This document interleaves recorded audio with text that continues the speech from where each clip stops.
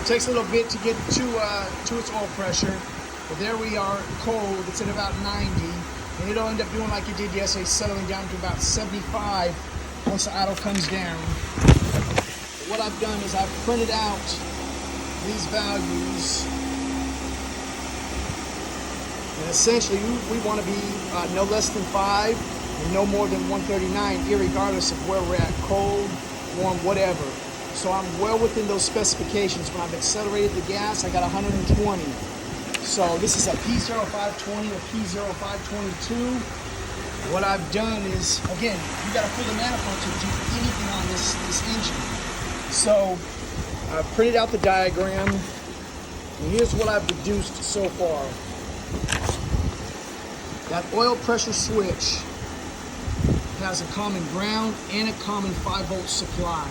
I don't have any other faults outside of this oil pressure switch. The only individual wire is going to be that oil pressure signal. That's the only one. So I'm going to pull that manifold out. I'm going to test my 5-volt. I'm going to verify my ground. I'm sure they're going to be fine. And I'll chase everything back to the engine control module.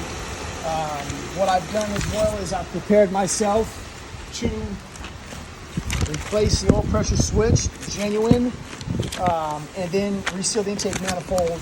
And that will be as an elimination if my, if everything checks out. Now I'm testing 5-volt reference and the ground. 4.97 is good enough. Again, here we are. Remove the fuse, M37. It's going to be right here for the fuel pump. I've got that there just in case. But anyway, so now what I'm going to do is I'm going to pin out the signal wire to the PCM. So here's what I've done. This is going to be connector 2. You're going after pin number 20. It's a good resistance value, but there's other things I can do to confirm that that's actually a good wire as well. But I've gone terminal to terminal. They do not label this connector, but if you put a magnifying glass in there, you're going to see 1 in the corner, 24 on the bottom. So that's what I did, and I just counted 4 backwards. So there we go there. So I believe all of our wiring, signal, all that stuff is good. And again, if you look at this, that's all new. I just replaced this back in June. So I'm going to replace that switch and go from there. So now I've got this thing back together.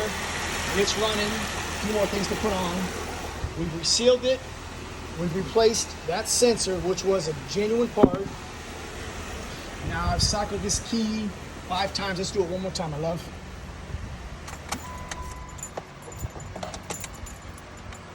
Now this fault would come right back. Check engine light would come on. We got no faults, and we look good. So I'm happy about that. I'm not happy about it being a bad part, because that was a whole lot of work. We did reseal it. I always replace my seals. It's a lot of work to get in there and do that job. But, I mean, that's the way it goes sometimes. I'm glad I didn't have to pay somebody else to do it. So, my daughter's going to be happy with this, and that makes me happy. So, down the road.